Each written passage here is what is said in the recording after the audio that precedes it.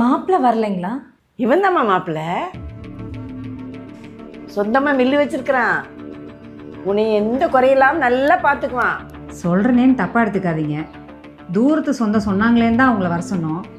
மாப்பிள்ளையோட ஃபோட்டோ கூட பார்க்கல. வயசு எத்தனைன்னு தெரிஞ்சுக்கலாங்களா? மாப்பிள்ளைக்கு இன்னும் ஒரு 40-42 தான் ஆச்சு.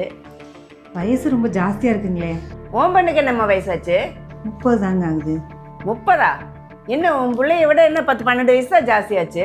என்னமோ உன் பிள்ளை நேத்துக்கு சமைச்ச மாதிரி பேசிட்டு இருக்கிற. மா பிடிக்கல, போ சொல்லுங்க. ஏம்மா வயசாயிருச்சேன்னு பிடிக்கலையா?